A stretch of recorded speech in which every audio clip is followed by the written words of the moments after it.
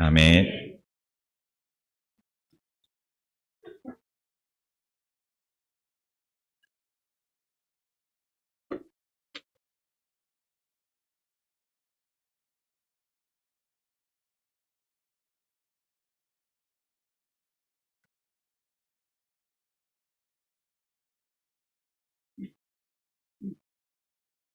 네, 안녕하세요. 네, 저는 정광훈 형제라고 그러고요. 남가주 LA 모임에서 주님을 섬기고 있습니다.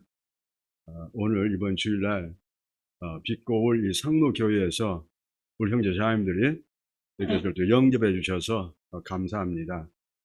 참 어디를 가나 주 안에 우리 형제 자매님들이 함께 있으므로 참 큰 기쁨이 되고 또한 큰 위로가 됨을 고백합니다. 오늘 말씀은 우리 다 함께 사도행전 11장을 열도록 하겠습니다.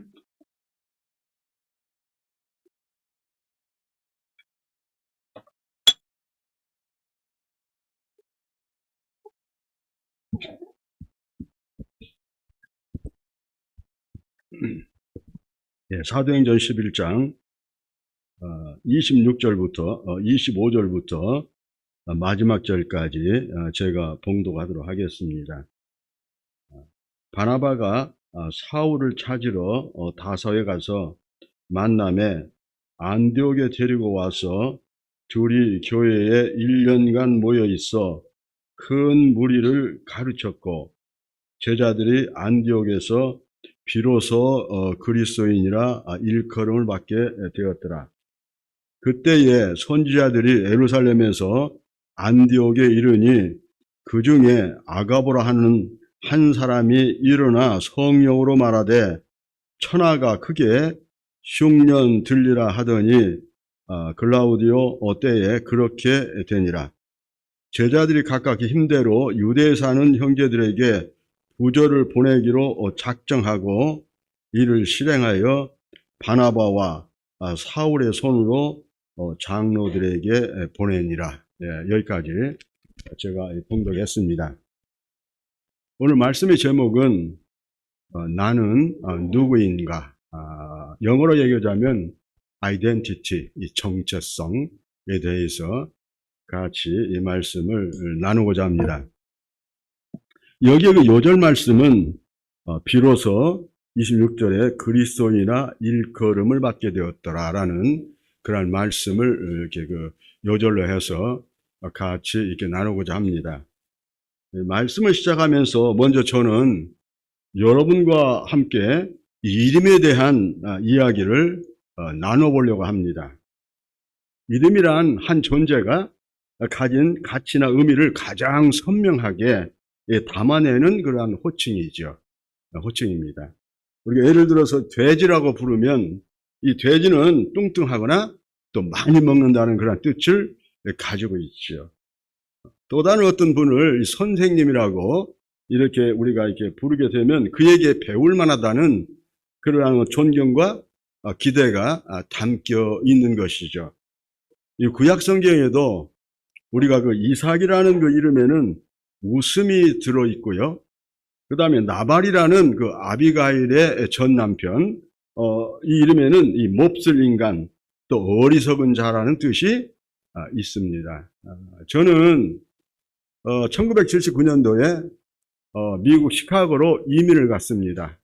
그래서 참 그곳에서 2명의 딸을 제가 낳았습니다. 모두 다 미국에 태어났죠. 그래서 첫째는 빼어날 수 꽃뿌리 연. 그래서 연못의 진흙 속에서 뿌리를 받고 핀 한 송이 연꽃처럼 순결하고 청아한 삶을 이렇게 살기를 바라서 수연 그렇게 이름을 지었습니다. 그 후에 이제 2년 후에 제 이제 둘째 딸이 이렇게 태어났는데 걔 이름을 뭐냐면은 참진인 진 한자를 줬어요. 참진인 진. 그래서 진실되고 깨끗한 삶을 살 것을 바라고 진이라는 이름을 주었습니다. 왜 이렇게 제가 참 이름에 대한 이야기를 시작했냐면 이제 우리의 즉 나의 실존에 대한 물음을 한번 같이 해보고자 합니다, 우리가. 한마디로 말해서 나는 누구인가? 다시 한번 이렇게 얘기하면 우리가 나는 누구냐 이 말이에요. 나는 누구냐? 이 물음은 이 동서고금을 막론하 끊임없이 제기되고 또 논의되는 인류의 이 근본적인 물음 중에 하나라고 할 수 있습니다. 자신이 누구인지에 대한 그런 물음, 즉 아이덴티티, 정체성에 관한 물음이 왜 이렇게 계속해서 제기되고 있을까요? 그것은 결론적으로 말하자면 자신의 정체성이 참으로 중요해서 그렇습니다. 참으로 중요해서 그렇습니다. 자신이 누구인지에 대한 그러한 정체성이 확립이 없는 사람은 자신의 삶을 개척하고 책임지는 그러한 자유인이라기보다는 타인이나 그 다음에 내가 다른 것에 의해서 조종되는 노예에 불과하기 때문에 그렇습니다. 이게. 그래서 이런 노예는 참 겉모습이 아무리 화려하게 보여도 실상은 거짓되고 비참한 존재라고 이렇게 말씀을 드릴 수가 있습니다. 그래서 사람들은 억압이 외부로부터 이렇게 물리적으로 가해질 때 자신의 정체성을 유지하기 위해서 투쟁하고 그 다음에 저항합니다. 제가 태어난 이 저국 한국 역사를 되돌아보면 일제 식민지 하에서 우리가 이 해방을 위해서 독립운동을 했지요. 또한 이곳 빛거울 광주 이곳에서는 그러한 어떤 민주화 투쟁을 국민의 혼이 서려 있는 그러한 이 도시죠. 그래서 그 어떤 그러한 그 민주화 투쟁을 했던 그러한 것입니다. 그래서 이게 대한민국의 국민이라는 그러한 정체성을 지키기 위해서 또는 자신이 민주시민이라는 그러한 정체성을 유지하기 위해서 다시 말하자면 자유인이 되기 위해서 목숨을 건 투쟁이라고 말씀드릴 수가 있습니다. 왜? 이 정체성, 이 아이덴티티 이렇게 생명을 걸 정도의 이 가치가 있을까요? 이게. 그 이유는 자신의 정체성이 부정당했을 때 그 사람은 자신을 존중할 수가 없고요. 그 다음에 모욕감과 그 다음에 수치감에 휩싸이게 되기 때문에 그렇습니다. 중요한 포인트는 이 정체성 부정에서 나타나는 자존감 상실의 고통. 자존감. 숨 쉬며 내가 존재하지만 살아있는 존재로서의 의미를 참 찾을 수 없다는 점에서 심각하고 치명적인 것이죠, 이게. 그렇습니다. 그래서 정체성이 이렇게 중요하다면 우리 모두가 스스로 알아서 이를 찾고 그 다음에 확립하려고 노력을 해야 하지 않겠습니까? 그런데 현실은 그러하지 않습니다. 왜 그러냐면 인간에게는 정체성이 하나가 아니라 여럿이기 때문에 그렇습니다. 여럿. 이 다양한 정체성 가운데 가장 중요한 핵심 정체성이 부정되고 외면되더라도 이 다른 어떤 정체성을 통해서 핵심 정체성 훼손이 일어나지 않는 것처럼 그렇게 이정하기 때문에 그렇습니다. 이게. 그래서 기만하고 그 다음에 이것을 갖다 이정하기 때문에 그랬습니다. 그래서 핵심 정체성을 제외한 다른 것들은 참 사이비 또는 거짓의 정체성이라고 제가 말씀을 드릴 수가 있으며 그 다음에 이러한 것들은 거짓의 아비 즉 속이는 자인 사탄으로부터 오게 됩니다. 예를 들어 말씀드리자면 야고보서 1장 15절에 뭐라고 나와 있어요? 욕심이 잉태한 즉 죄를 낳고 죄가 장성한 즉 사망을 낳는다고 이렇게 되어 있습니다. 이 말씀의 핵심은 모든 문제의 출발점은 우리의 마음으로부터 출발한다는 것이죠. 마음으로부터. 다시 말하면 억압과 어떤 강제가 외부로부터 오는 것이 아니라 우리 자신 내부의 욕망인 탐욕으로부터 나올 때 물질 지구 욕망이 자신의 핵심 정체성의 가치라고 합리화하기 쉽기 때문에 그렇습니다. 직설적으로 말하자면 돈을 벌기 위해서 나의 모든 것을 거는 핵심 정체성으로 되어버리는 것이죠. 되어버리는 거예요. 그러나 하나님의 말씀은 어떻게 말씀하냐면 디모데후서 6장 10절에 돈을 사랑함이 일만하게 뿌리가 되나니 이것을 사모하는 자들이 미혹을 받아 믿음에서 떠나 많은 근심으로써 자기를 찔렀도다. 그렇죠. 이 재물이라는 것은 헬라어로 얘기하자면 burden, 짐이라고 그러죠. 짐이라고 그렇습니다. 왜냐하면 벌 때 힘들어요. 그 벌으려면. 그 다음에 이 벌었으면 또한 그것을 지키려고 할 때도 힘들어요. 그렇습니다. burden이죠. 짐입니다. 또한 그 다음에 이것 말하자면 벌어놨는데 내가 죽을 때 자녀들이 상속 싸움을 말하자면 안 벌어지도록 잘 안배해야 된다 이 말이죠. 그래서 이것이 말하자면 짐이에요. burden. 그 다음에 우리가 죽었을 때 모든 것의 주인은 하나님이십니다. 내가 너에게 이러한 재물을 줬는데 너는 어떻게 어디다가 사용했느냐 라고 하나님께 이실 짓고야 된다 이 말이죠. 그래서 이게 이 재물이라는 걸 매튜 헨리가 얘기할 때 이 burden, 짐이라고 그 얘기를 했습니다. 그래서 이 돈, 이게 이 기독교인의 어떤 정체성은 절대로 될 수 없다는 것이죠. 이게. 또 하나 제가 말하자면 하나님의 말씀은 하나님과 돈 가운데 하나만 섬길 수 있다고 이렇게 말씀을 하고 있거든요. 우리가 그 마태복음 6장 24절에 보면 한 사람이 두 주인을 섬기지 못할 것이니 혹 이를 미워하며 저를 사랑하거나 혹 이를 중히 여기며 저를 경히 여김이라. 너희가 하나님과 재물을 겸하여 섬기지 못하느니라. 이렇게 얘기하고 있어요. 그래서 내가 하나님도 내가 잘 섬기고 그 다음에 돈도 말하자면 내가 많이 벌고 그래가지고 두 가지를 다 내가 말하자면 갖는 그러한 두 가지를 갖는 정체성은 없어요. 말씀은 하나님을 말하자면 하나님을 내가 택하려면 하나님을 택하고 그 다음에 돈을 택하면 돈을 택하라는 것이죠. 그래요. 그래서 본론으로 돌아와서 나는 어떻게 여러분들 즉 나의 이 정체성을 찾을 수 있고 확립해 갈 수 있냐의 말이에요. 제가 20가지 쭉 정체성의 말씀을 드렸는데 오늘 말씀 제가 이렇게 봉대하는 말 다시 한번 보도록 하겠습니다. 사도행전 11장 25절 30절을 이렇게 보면요. 25절에 바나바가 사울을 찾으러 다소에 가서 만남에 안디옥에 데리고 와서 둘이 교회에 1년간 모여 있어 큰 무리를 가르쳤고 제자들이 안디옥에서 비로소 그리스도인이라 일컬음을 받게 되었더라. 그때 선지자 예루살렘에서 안디옥에 이르니 그 중에 아가보라 하는 한 사람이 일어나 성령으로 말하되 천하에 크게 흉년 들리라 하더니 글라우디오 때에 그렇게 되니라. 제자들이 각각 그 힘대로 유대에 사는 형제들에게 부조를 보내기로 작정하고 이를 실행하여 바나바와 사울의 손으로 장로들에게 보내니라. 오늘 이 본문 말씀 중에서 사도행전 11장 26절을 보면 제자들이 비로소 그다음에 그리스도인이라 일컬음을 받게 되었더라.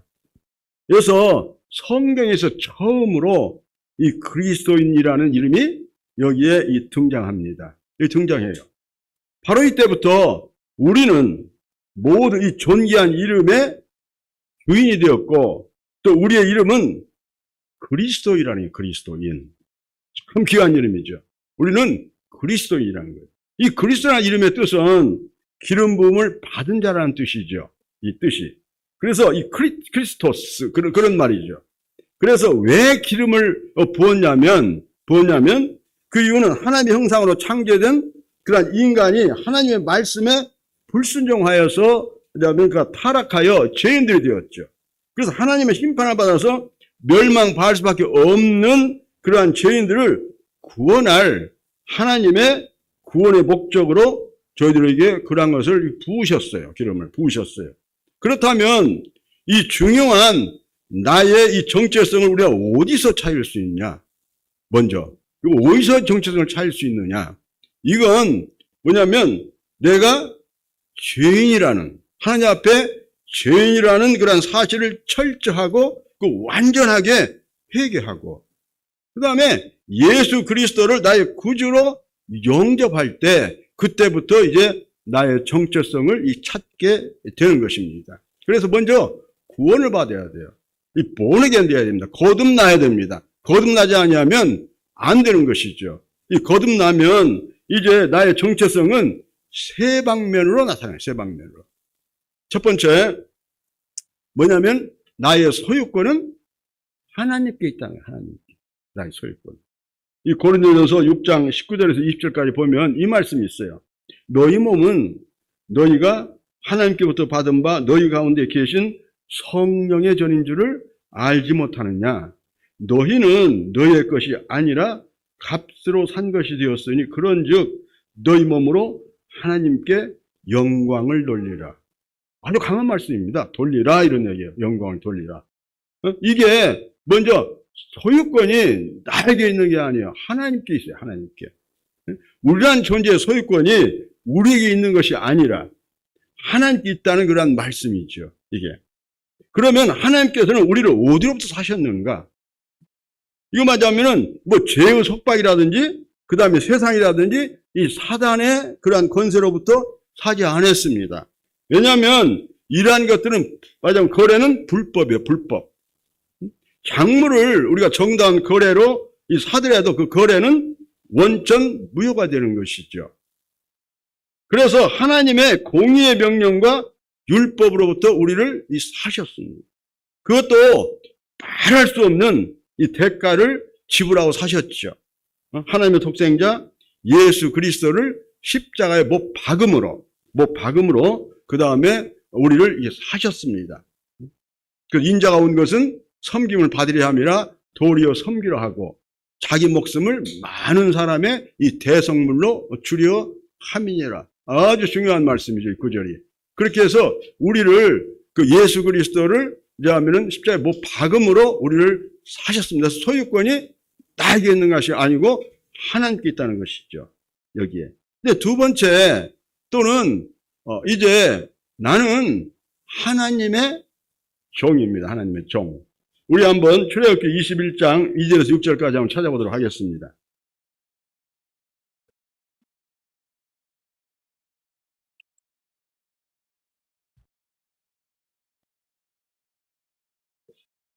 네, 출애굽기 21장 2절에서 6절 여러분들이 뭐 잘 아시는 말씀인데 여기 보면 두 종류의 종이 나오죠. 내가 21장 2절 내가 히브리 종을 사면 그가 6년 동안 섬길 것이요 제 7년에는 값없이 나가 자유할 것이며 그가 단신으로 왔으면 단신으로 나갈 것이요 장가 들었으면 그 아내도 그와 함께 나가려니와 상전이 그에게 아내를 주므로 그 아내가 자녀가 낳았으면 그 아내와 그 자식들은 상전에게 속할 것이요 그는 단신으로 나갈 것이로되 5절입니다. 종이 진정으로 말하기를 내가 상전과 내 처자를 사랑하니 나가서 자유하지 않겠노라 하면 상전이 그를 데리고 재판장에게로 갈 것이요 또 그를 문이나 문설주 앞으로 데리고 와서 그것에다가 송곳으로 그 길을 뚫을 것이라. 그가 영영이 그 상전을 섬기리라. 이 아주 중요한 이 말씀이 나오는데 이 종은 여기서 두 종류의 종이 나와요. 내가 6년 동안 참 내 주인을 잘 섬겼어요. 그래가지고 제 7년 때 이제 자유함을 줬어요. 주인이. 그럴 때 만세 하고는 이제 주인 집 안에다 침을 탁 뺏고 나가는 종. 그러니까 그 주인이 이렇게 명령한 것만 억지로 말하자면 이렇게 듣고 행하다가 이제 나는 말은 자유했다 해가지고 가는 그런 종. 이 앞에 있는 종. 그리마 이 뒤에 있는 종은 나는 안 나가겠습니다. 내 주님을 그동안에 너무나 은혜를 많이 입었습니다. 그래서 주님을 사랑합니다. 라고 얘기할 때 그 종을 그 문설주로 가서 이 길을 갖다 뚫었다 이 말이에요. 그 뭐냐면 너는 이제 내가 주인이 뭘 허락하라고 명령할 필요가 없다. 주님의 그 표정만 보고 주님을 사랑함으로 이 자기가 스스로 알아서 그 다음에 섬기는 종. 이 두 번째 종이란 말이죠. 저희는 참으로 그러한 종이라는 거예요. 주님이 참 천하보다 귀하신 그 주님이 십자가에 달리셔서 이 아무것도 없는 나를 보내주셨구나. 그 얼마나 말하자면 감사합니까? 그 다음에 그런 것을 갖다 묵상할 때 가슴에서 뭔가 치밀어 오르고 이제 그러죠. 그래서 스스로 우리가 이제 주님을 섬기고 성도를 사랑하고 교회 지체로서 이 충성하고 그러한 종이 되는 것이죠. 그래서 우리는 그러한 종이라는 것이죠. 근데 세 번째는 뭐 여러분도 잘 아시는 말씀인데 여기에 그 베드로전서 2장 9절 10절에 보면 오직 너희는 택하신 족속이요 왕 같은 제사장들이요 거룩한 나라요 그의 소유된 백성이니 이는 너희를 어두운 데서 불러내어 그의 기이한 빛에 들어가게 하신 자의 아름다운 덕을 선전하게 하려 하심이라. 너희가 전에는 백성이 아니되니 이제는 하나님의 백성이요 전에는 긍휼을 얻지 못하였더니 이제는 긍휼을 얻는 자니라. 예, 우리는 이제 왜냐하면 천국 백성이 돼요. 천국 백성. 응? 택하신 족속이고 왕 같은 제사장들이고 거룩한 나라고 그 다음에 그의 소유된 그러한 백성이라는 것이죠. 그래서 세 가지 이게 우리가 이렇게 그 부분에 우리는 그러한 자라는 것이죠. 결국 이 그리스도는 죄와 또 그다음에 불이라는 어둡고 이 변질된 이 세상에서 빛과 소금으로 구원을 일으킬 존재에게 붙여진 아주 존귀한 그러한 사명적인 이름. 이러한 그리스도 이름이 우리에게도 명명되었다는 것입니다. 우리에게 명명되었다는 거예요. 그 이유는 왜냐하면 당시 안디옥 교회에 모인 그 성도들의 모습이 메시아 그 예수님, 구원자 예수님의 모습과 그다음에 너무나 유사하기 때문에 그들이 모두 예수님을 닮은 자라는 뜻에서 이 존귀한 이름을 그들이 얻게 된 거예요. 그들이 스스로 붙인 게 아니고 이 믿지 않는 사람들이 그들을 갖다 이렇게 붙인 거란 말이에요. 그리스도인이라. 다시 말해서 그들이 말하자면 무슨 교리나 도단 때문이 아니라 그들의 삶의 모습이 바로 그들에게 그런 존귀한 이름을 만들어준 것이라는 것이죠. 여기에서. 그렇다면 처음으로 그리스도인이라는 이름을 얻게 된 하나님의 사람들은 그 어떤 삶을 살았는가? 우리 말씀을 통해서 한번 살펴보길 원합니다. 저는 사도행전을 중심으로 해서 그리스도인이라는 이름에 담긴 세 가지의 가치를 한번 같이 찾아보도록 하겠습니다. 먼저 그들은 뭐냐면 말씀의 사람들이에요. 말씀. 하나님의 말씀. 물론 당시에 신약 성경은 아직 없었고 구약 성경만 있었습니다. 그럼에도 그들은 하나님의 말씀을 읽고 듣고 그 다음에 암송하고 가르쳤습니다. 그들은. 단순히 그들은 말하자면 지식으로 말씀을 알았던 것이 아니라 이 삶이라는 그러한 실질적인 생활 기준으로 말씀을 중심에 놓고 그 다음에 그 말씀대로 살았다는 거예요. 이 초대교회 이 사람들은 이렇게 살았다는 거예요.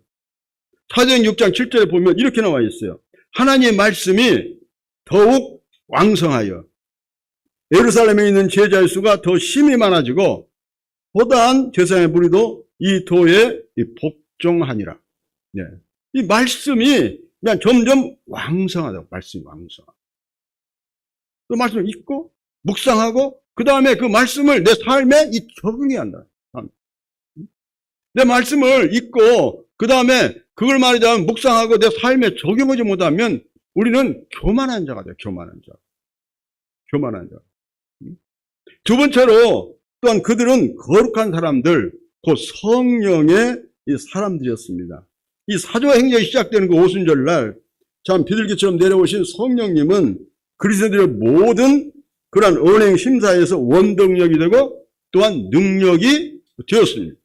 그들은 구약 율법의 외형적이고 어떠한 그런 차가운 형식적 거룩이 아니라 심령에 모신 성령으로부터 내면에서 실제로 말하자면 분출되는 거룩의 능력을 입고 있었으며 또한 그 능력으로 죄와 악을 싸워서 이기고 모든 병과 마귀의 그런 억눌림에서 그들은 참 자유함을 쟁취했습니다. 이게 그들은. 여기서 중요한 것은 이 거룩의 능력이 단순한 어떠한 그런 무슨 강정이나 그 다음에 은혜가 몇 개가 아니라 실제적인 그런 삶에서 그 빛나는 향기였고 또한 영향력이었다는 거예요. 이 초대교회 이 성도들은.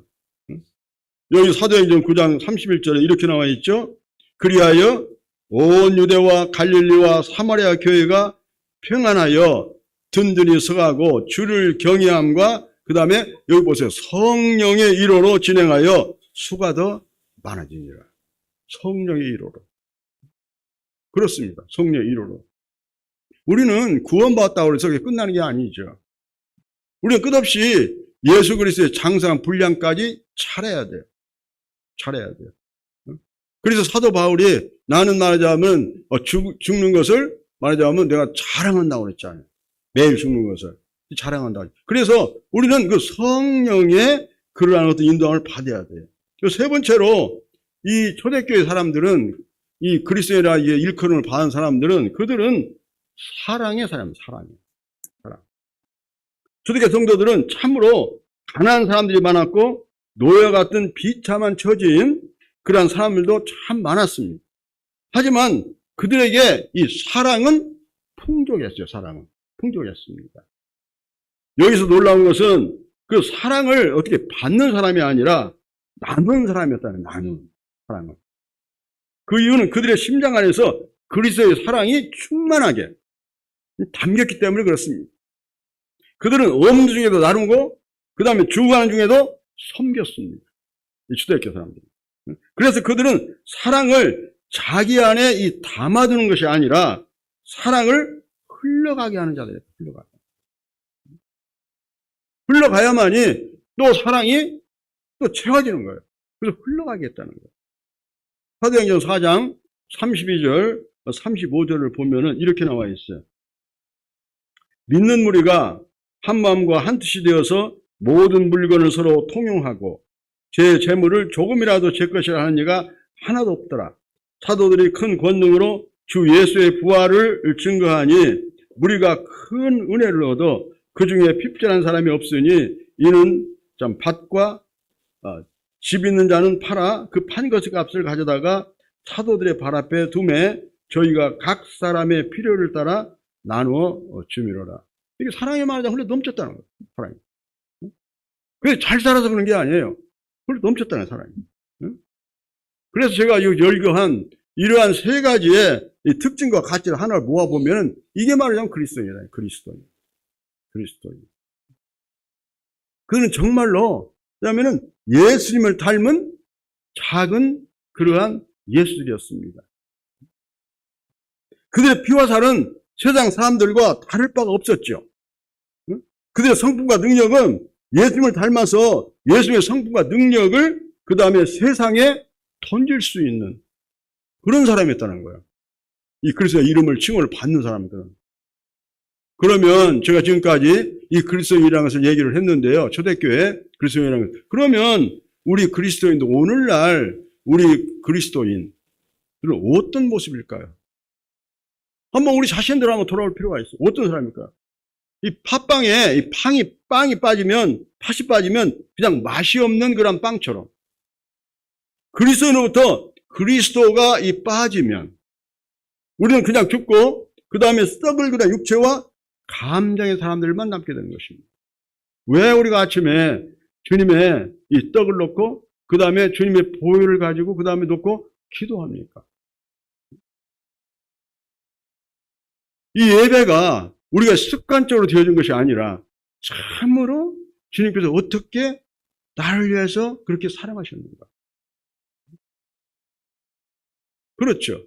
응?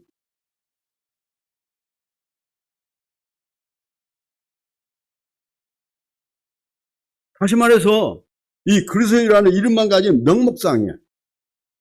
존재로 연명하고 있어요, 오늘날. 자, 이 주님을 내가 알고 있으면 우리는 내 주위의 사람들에게 관계전들을 해서 복음을 전하고 또 복음을 전해서 끝나는 것이 아니라 그들을 또한 말하자면 1대1로 양육해야 돼요. 양육해야 돼요.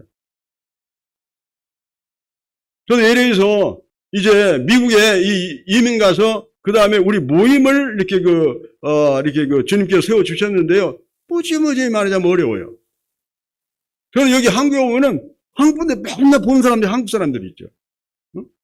그러면 그들에게 이 주님의 어떤 그 사랑이 흘러 넘치면 그들에게 가서 관계전도 하고 그 다음에 복음을 전하고 그렇게 해서 그들에게 말하자면 하나님의 나라가 확장될 수 있도록 그렇게 돼야죠. 내 안에 있는 어떤 주님의 사랑이 내게 말하자면 안에서 꿈틀거리면 우리는 참을 수가 없죠. 그런 것을. 그게 돼야 한다는 거예요. 다시 말해서 이 그리스도라는 이름만 가진 명목사의 존재로 연명가 있다는 것이죠. 세상을 구원한 사람이 아니라 세상이 걱정할 사람으로 그러자면 전락할 수도 있습니다. 제가 우리 형제 사람들이 그렇다는 거 아니에요. 이 오늘 교회에 다니는 사람이 그런 사람으로 되었다는 거예요. 뭘 가지고 말하자면 주님을 영접했다는 거예요. 단지 말하자면 지적인 예수 그리스도의 보혈 내가 죄인을 회개했고 예수의 보혈이 나의 모든 그러한 과거의 죄들과 현재의 죄들과 미래에 지을 수 있는 죄들을 다 속죄해 주셨으니까 이제 나는 말하자면 하나님의 자녀가 되었다. 그렇답니까? 아니죠.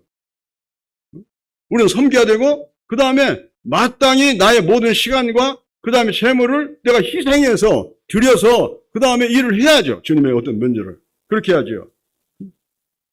그래서 그렇다면은 어떻게 우리는 그리스도인이라는 그러한 존귀한 이름으로 다시 회복할 수가 있냐? 참 첫사랑 그걸 회복할 수가 있냐? 우리는 참으로 진리와 거룩과 사랑의 이 결정체가 되시는 예수님의 이름 앞에 참 머무는 시간을 충분히 가져야 됩니다. 충분히. 한마디로 말해서 이 말씀 앞에 충분히 가져야 돼요. 말씀 묵상하는 시간을. 예수님 묵상하고 예수님과 이 대화하는 시간을 충분히 가져야 돼요.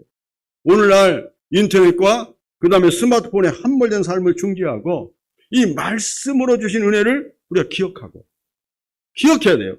근데 거룩으로 주신 그러한 그 찔림에 우리는 회개해야 돼요. 회개해야 돼요. 그리고 사랑으로 이 도전을 실천하기 위해서 내 자신의 희생을 감수해야 된다. 감수해야 돼요. 무엇보다 이 구체적인 삶의 자리에서 나는 지금 이 말과 이 행동과 또 이 결정을 그리스도의 진리인 그 말씀으로, 진리인 말씀으로, 또 그분의 능력인 거룩으로, 또 그분의 생명인 사랑으로 살고 있는가? 이걸 말하자면 점검하고 그 다음에 그렇지 않다면 바로 잡아야 돼요. 중요한 겁니다. 난 구원받았을 때 그렇지 않다? 그게 아니에요. 내가 주님 앞에 잘못한 거 있으면 주님 앞에 자백하고 회개하고 다시 돌아서야 돼요. 돌아서야 돼요. 하나님의 말씀은 그렇습니다. 내가 현재 영적으로 다운이 됐다면 예를 들자면 그런 거죠. 제가 뭐 부산에 사는 분이 뭐냐면 세상 이 사람이라고 얘기하고 서울에 사는 사람이 뭐 영적인 사람을 얘기한 것은 아니지만 편의상 말씀을 드리자면 내가 아무리 서울 가까이 산 사람이라도 내가 하나님의 말씀을 읽지 않고 영적인 어떠한 그런 기도를 하지 않고 그렇게 된다면은 이 사람은 어떻게 되냐면은 부산행이 되는 거예요. 세상을 향해서 가는 사람이 되는 거예요. 그렇지만 내가 부산 쪽에 있다고 그래도 내가 이제 하나님 말씀에 다시 하나님 앞에 회개하고 돌아서면 그 사람은 서울행이 되는 거예요. 이게 하나님의 말씀에 말하자면 놀라운 어떤 능력이에요. 능력이죠. 그래서 저는 참 그런 생각을 해봐요. 이력서 한쪽 끝에 적어놓을 명목사의 이 그리스도인이 아니라 하나님과 세상이 인정할 만한 그리스도의 이름으로 우리는 일어나야 됩니다. 일어나야 돼요. 나는 무슨 말하자면 은사가 없고 나는 못하니까 그렇지 않죠. 우리 안에 주님이 계세요. 볼지어다 세상 끝날까지 너의 항상 함께 하시리라. 그게 꼭 제자들만 얘기입니까? 우리 제자들이죠. 그렇습니다. 주님의 그 능력이 함께 우리가 가셔요. 내가 입이 아둔하다면 그 다음에 주님 앞에 말씀을 주십시오.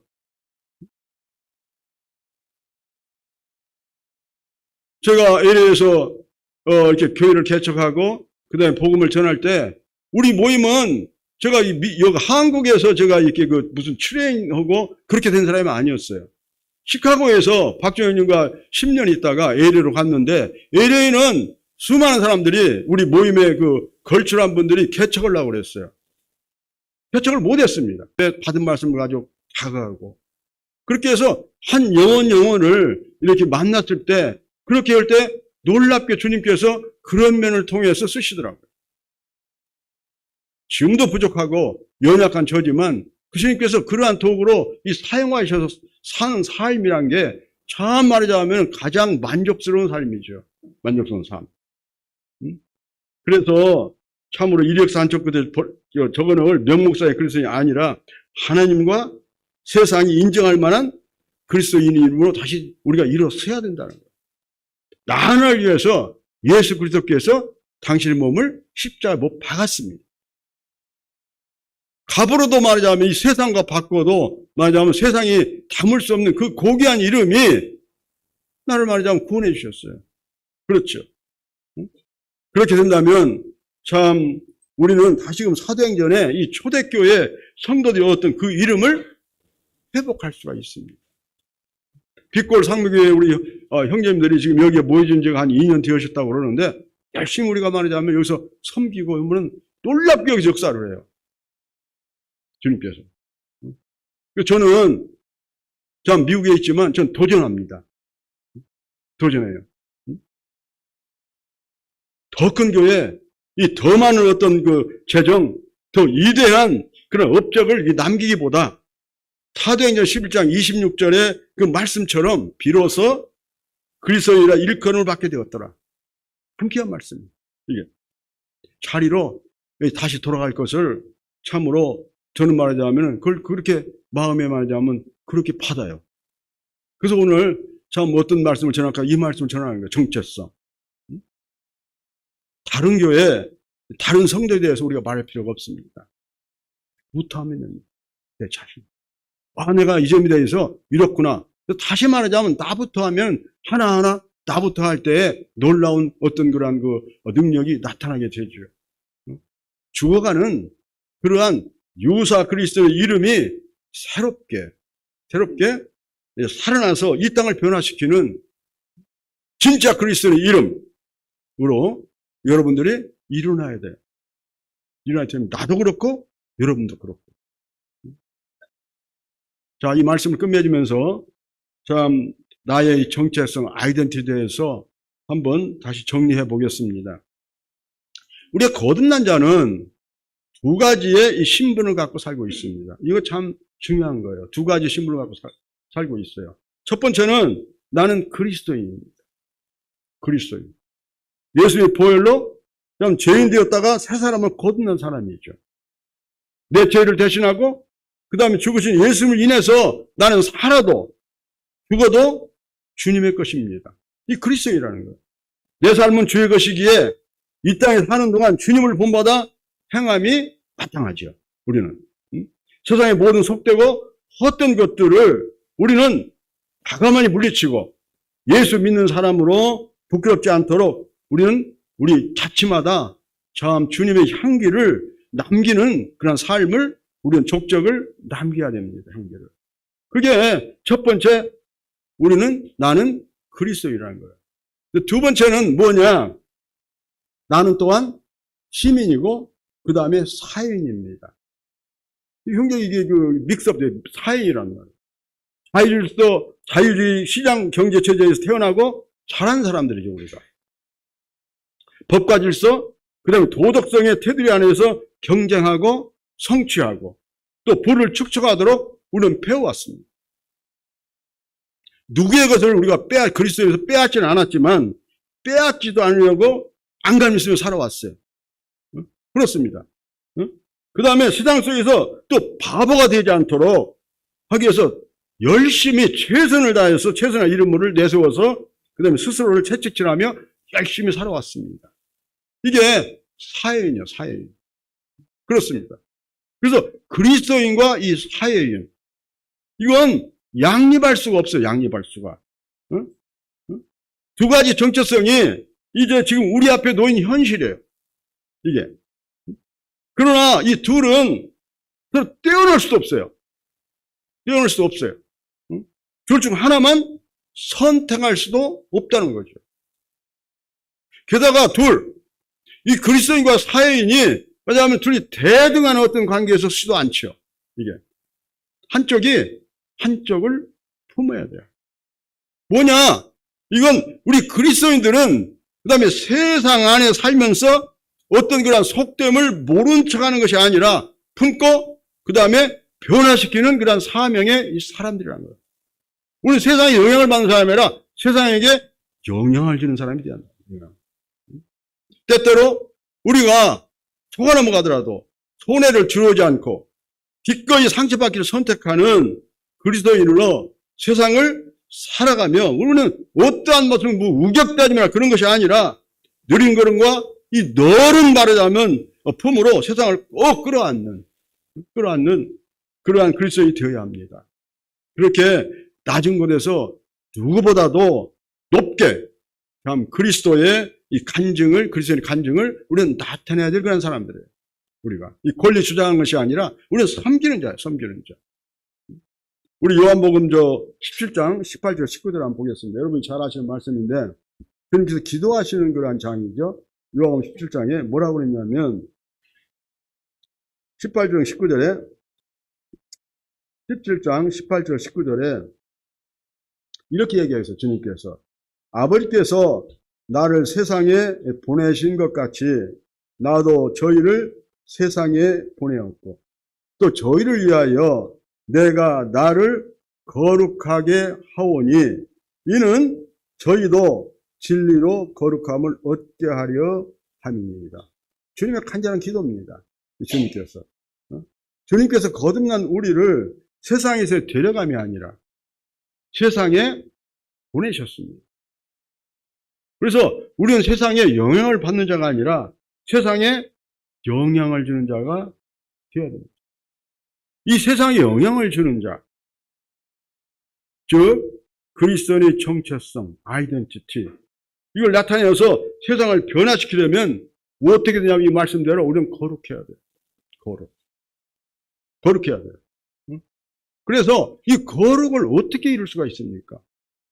뭐 아침에 일어나서 폼 잡고 그다음에 그것이 거룩입니까? 아니죠. 거룩은 하나님의 말씀에서 우리 얘기해 주고 계세요. 거룩은 디모데후서 4장 5절에 얘기했는데 하나님의 말씀과 기도로 거룩하여 지미니라. 하나님의 말씀과 기도. 우리는 끊임없이 하나님의 말씀을 읽고 묵상하고 삶에 적용하고 그 다음에 또 하나님께 기도해야 돼. 말씀과 기도로 거룩하여 지읍니다. 무슨 말이냐면 비결이 없어요. 비결이. 하나님의 말씀과 이 기도만이 세상을 이길 수 있습니다. 특히 요즘처럼 이 수많은 정보가 이 대중매체를 통해서 들어오고 더구나 인터넷이라는 이러한 말이죠. 엄청난 그 발명품이 참으로 이내 세상에 은밀한 유혹이 안팎까지도 들어와 있어요. 안팎까지. 그래서 그리스도로 살아간다는 것은 그냥 쉬운 게 아니고 참으로 그 생명을 건 영적인 그런 싸움입니다. 싸움이에요. 우리 자녀들도 그래요. 자녀들이 어떻게 말하자면 우리가 양육할 겁니까? 자녀들을. 다른 방법이 없어요. 부모가 이 교회 안에서 섬기는 그 모습을 보일 때 같이 와서 옆자리에 앉혀서 같이 예배를 드린 거. 어렸을 때부터 그렇게 와서 했을 때 아들은 말하자면 자녀들은 빗나가지 않고 그 다음에 거기에서 양육되고 그래서 커서 하나님의 사람으로 거듭나고 그 다음에 교회 기둥이 되는 거예요. 다른 게 없어요. 무슨 특별한 학교가 아니죠. 부모가 본을 봐요. 본을 안 보이면서 자녀한테 이 세상의 어떤 방법대로 뭐 인류대를 가게 하고 뭐 세상에 뺏겨버리는 것이죠. 뭐 해야 돼요, 주님 앞에 본을. 그럴 때 아이들들이 말하자면 그들이 그 부모를 통해서 하나님을 알게 되고 예수 그리스도를 개인의 구주로 영접해서 가는 거예요. 그렇게. 잠언 4장 24절 이런 말씀이 있죠. 무릇 지킬 만한 것보다 더욱 내 마음을 지키라. 생명의 근원이 이에서 남이니라. 생명의 근원이 이에서 남이니라. 어떻게 마음을 지킬 것인가? 어떻게 마음을 세상과 욕심의 욕망에서 하나님의 영적인 쪽으로 기울게 할 수 있는가? 뭐 우리 형이 삶을 잘 하시겠지만 아침에 내가 붙잡을 수 있는, 나를 움직일 수 있는 하나님의 말씀이 있어야 돼요. 우리 안은 어떻게 보냐면은 어떤 물 흐르듯이 흐르는 면이 있어요. 경향성이라고 그러죠. 인클리네이션. 내가 이 세상적으로 자고 나면 육이 있어서 세상적인 것으로 흐르게 되어 있어요. 배고프면 밥 먹고 싶고, 그 다음에 잠을 좀 잘못 자면은 좀 불편하고 몸이. 그 다음에 어제 들었던 기분 나쁜 소리를 또 다시 연상해가지고 기분도 안 좋고. 이런 어떤 그 세상적인 어떠한 거랑 경향성을 갖게 된다 이 말이죠. 그럴 때 그것을 떨쳐버리고 그 다음에 하나님 앞에 무릎을 꿇고 하나님 말씀을 읽고 그 다음에 묵상하고 이 기도할 때 이 경향성이 하나님 쪽으로 흐르게 된다 이 말이에요. 하나님 쪽으로. 아침에 이게 말이죠. 생살건 그런 전쟁터 이게. 아침에 우리가 시소 있죠. 국민학교 때 시소 이렇게 시소가 있어가지고 한쪽으로 이렇게 딱 기울어지게 하나님 쪽으로 이 시소가 완전히 기울어져 있을 때 그렇게 해서 이제 하루를 시작하면 저녁 때 되면은 세상적으로 안 가지만 평평한 성도는 유지할 수 있다. 그렇게 세상이 악해요. 그래서 오늘날을 말하자면 움직일 수 있는 하나님의 말씀을 과연 붙잡고 나가는 하루하루가 되었을 때 이게 내가 전부로 변화되고 그 다음에 성장하고 이 성숙에 이르는 그리스도인이 되는 것이죠. 그래서 이 말씀과 이 기도라는 것이죠. 말씀과 기도. 제가 뭐 이렇게 이 자리에 들어서 제 자랑하는 것이 아니고 제가 말씀드리면 미국에서 바쁘죠. 제가 딸을 둘렀다고 했잖아요. 걔들을 제가 어떻게 양육합니까? 기릅니까? 부모가 뭐 제가 잘했다는 거라 제 아내와 제 아내는 그 널스였어요. 간호사. 그러니까 열심히 그 직장에서 일을 하고 그 다음에 주일날 교회 이렇게 하고 수요일날 또 교회 가고 또 기도 집회 참석하고 열심히 하면서 애들을 같이 예배 드리면서 이렇게 그렇게 했어요. 그러면서 그 딸애들한테 미국이 얼마나 험한 데인데요? 뭐 마약이 말하자면 흥행하고 굉장히 어려운데요, 미국이. 거기에서 야 하나님이 너를 보신다. 너 하나님 앞에서 포함되고라고 그러죠. 하나님 면전에서. 하나님 보시니까 하나님 앞에서 네가 말하자면 보신 듯이 네가 행동을 해라. 그렇게 했어요. 다른 거 없어요. 돈을 보였어요. 그리고 미국에서 살려면 이 생활 터전이 미국으로 갔는데 어떻게 이 미국에서 서바이브 할 수 있습니까? 살 수 있습니까? 그래서 자녀들한테 그렇게 얘기했어요. 야, 너희 무슨 뭐 바른 게 아니라 미국을 보니까 라이센스 뭐라고 하죠? 한국말로? 자격증. 이 자격증을 따야 미국에서 네가 말하자면 서바이브 할 수 있다. 살 수 있다. 그 자격증을 따라. 뭐 언더하니 무슨 뭐 이코노믹 그다음에 뭐 그런 거 하지 말고 뭐 행정학 이런 거 하지 말고 그래서 자격증을 따도록 부모가 권했어요. 그랬더니 그래서 제가 니네 마미처럼 엄마처럼 간호사 좋다. 간호사 공부해라. 근데 걔들이 왜냐하면은 한번 해보겠습니다.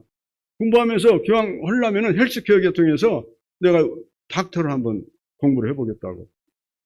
그래가지고 열심히 공부해서 성실하게 공부해서 둘 다 지금 말하자면 닥터로 일하고 있어요. 의사로. 그리고 또 이 남편들도 미국 애들인데 걔들도 닥터예요. 미국 애들이 어떻게 해서 한국 교회에 이렇게 그 말로 설교하는데 거기 와서 교회 가서 말하자면 십몇 년 동안 같이 예배를 드립니까? 그 딸은 이 한국말로 하면은 그걸 바로 타이프 쳐가지고 영어로 프로젝터 탁탁 띄워요. 왜냐? 그러면이 그냥 토요일날 바쁜데도 토요일날 한글을 가르쳤어요. 이건 제가 자랑이 아닙니다. 그러니까 걔들과의 커뮤니케이션이 부모와의 커뮤니케이션이 영어는 제가 이게 딸려서 못해요. 사이를 내가 좀 뭐라고 그래도 영어가 딸려가지고는 뭐라고 잘 못한다니까 뭘 이렇게 치달으면 하지? 이걸 왜 놈아 그렇게 말을 못한다니까 사이한테. 한국말로 하면 쉬울 것 같은데 그렇게 퍼지를 못해요. 그러니까 의사소통 서로 커뮤니케이션이 안 되는 거야 잘. 그런데 한국말을 가르쳐 놓으니까 잘 되는 거예요.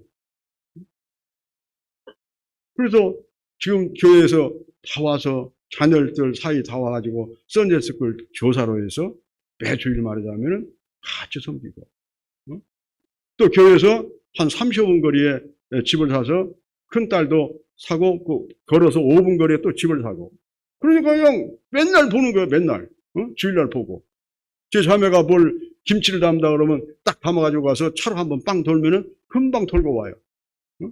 그러니까 그런 면들이 이렇게 자녀하고 이 어떤 이 커뮤니케이트 되는 거란 말이죠. 그 다른 방법, 지금까지 볼 때는 주님 감사합니다. 참 부족하지만, 주님께서 저희들한테 그런 본을 보여주셔서, 자녀들이 좌로우로 치지 않고 그렇게 참 잘하게 해서 감사합니다. 교회에서 사역자가 돼서 일을 하면요, 별걸 갖다 다 말하자면 흠을 잡아요. 그런데 그래도 주님께서 우리에게 흠을 잡을 수 없을 정도로 주님께서 해놓으시니까, 그걸 보이면서 가는 거예요. 제가 여기서 보니까 이 빛거울, 상목교회라고 했죠? 빛거울 이 상목교회. 이 청년들도 있고, 우리 자녀들도 있고, 전부 다 막 영적인 어떠한 그러한 그 갈구감이 있다는 거예요.